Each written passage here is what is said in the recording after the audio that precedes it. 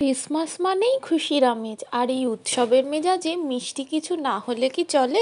আজ আমরা বানাবো ডিম ছাড়াই নরম আর মজাদার প্লাম কেক। টুটি ফুটি কিশমিশ, ক্র্যানবেরি, কাজু আর আমন্ড দিয়ে বানানো এই কেক হবে একেবারে পারফেক্ট। তাহলে আর দেরি কেন, চলুন শুরু করি। প্রথমেই আমি ড্রাই ফ্রুটসগুলো ভিজিয়ে নেব। তার জন্য আমি এখানে একটা অরেঞ্জ কেটে অরেঞ্জের জুসের মধ্যে ড্রাই ফ্রুটসগুলো আমি ভিজিয়ে রাখবো 20 থেকে 30 মিনিটের জন্য। এরপর আমি সুগার ক্যারামেল বানিয়ে নিচ্ছি। প্লাম কেকে যে একটা সুন্দর রং আসে সেটা কিন্তু এই ক্যারামেল থেকেই আসবে। আমি 1 কাপ মতো চিনি নিয়ে 4-5 মিনিট নাড়াচাড়া করে নিলেই এরকম সুন্দর একটা রং এসে গেছে। তারপর আমি তার মধ্যে 1 কাপ জল ঢেলে দিয়ে খানিকক্ষণ নাড়াচাড়া করে নিলেই ক্যারামেল আমি ঠান্ডা হওয়ার জন্য রেখে দিয়েছি। এবার কেকে একটা সুন্দর গন্ধ আনার জন্য দারচিনি, এলাচ আর জায়ফল একটু চিনির সাথে গুঁড়ো করে নিয়েছি। অল্প মশলা, গুঁড়ো যাতে ভালো হয় সেই জন্য অল্প একটু চিনি দিয়েছি আমি। ক্যারামেল ঠান্ডা হয়ে গেলে তার মধ্যে 1/2 কাপ মেল্টেড বাটার দিয়ে দিয়েছি, আর আগে থেকে ব্লেন্ড করে রাখা গুঁড়ো মশলাটাও তার মধ্যে আমি দিয়ে দিলাম। এরপর 1 কাপ ময়দা, 3 টেবিল স্পুন গুঁড়ো দুধ দিয়ে দিয়েছি। এর মধ্যেই আমি মিশিয়ে দিচ্ছি 2-3 ফোঁটা ভ্যানিলা এসেন্স। আপনারা এটা স্কিপও করতে পারেন। তারপর সম্পূর্ণ মিশ্রণটাকে আমি ভালোভাবে মিশিয়ে নিচ্ছি।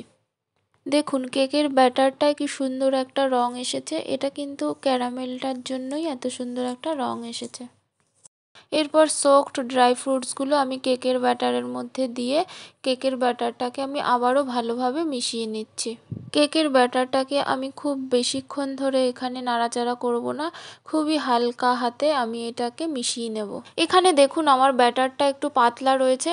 এটাকে আমি 15-20 মিনিট রেস্টের জন্য রেখে দিচ্ছি, তাতেই ব্যাটারটা একটু ঘন হয়ে যাবে। ইতিমধ্যেই আমি কেক বানানোর জন্য একটা কেক টিন রেডি করে নিলাম। একটা ব্যাটার পেপার তেল দিয়ে কেক টিনের মধ্যে লাগিয়ে নিলাম যাতে কেকটা না লেগে যায়। এরপর কেকের ব্যাটারের মধ্যে 1 teaspoon baking powder, 1/2 teaspoon baking soda আর সামান্য নুন দিয়ে তার মধ্যে 1 টিস্পুন ভিনিগার দিয়ে সম্পূর্ণ মিশ্রণটাকে আবারও ভালোভাবে খুব তাড়াতাড়ি মিশিয়ে নিয়ে কেক টিনের মধ্যে আমি কেকের ব্যাটারটাকে ঢেলে দিয়েছি।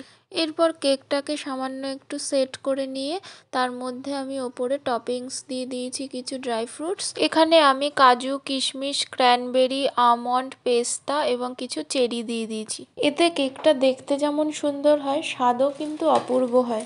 এরপর আগে থেকেই গরম করে রাখা একটা কড়াইয়ের মধ্যে একটা স্ট্যান্ড বসিয়ে কেকটাকে আমি বেক করে নেব 50 মিনিট থেকে 1 ঘন্টা পর্যন্ত। 1 ঘন্টা পর একটা ছুরি বা চামচ দিয়ে আমি দেখে নিয়েছি কেকটা ঠিকমতো বেক হয়েছে কিনা। যদি ছুরি বা চামচের গায়ে লেগে থাকে কেক, তাহলে মনে করতে হবে কেকটা আরেকটু বেক হবে। 1 ঘন্টা বেক করার পর কেকটা ঠান্ডা হয়ে গেলে একটা প্লেটের মধ্যে তুলে নিয়েছি। দেখুন কি সুন্দর এখানে প্লাম কেক তৈরি হয়ে গেছে। এরপর আমি কিছু চেরি দিয়ে দিয়েছি একটু গার্নিশিংয়ের জন্য। এখানে দেখুন আমার কেকটা কত সুন্দর স্পঞ্জি হয়েছে। ক্রিসমাসে আপনারা কেমন কেক বানালেন কমেন্টে অবশ্যই জানাবেন। আর কেউ যদি কেক বানাতে চান অবশ্যই আমার রেসিপি ফলো করুন, একদম পারফেক্ট কেক হবেই হবে, কথা দিলাম। আজকের মতো এই পর্যন্তই। Merry Christmas, bye bye.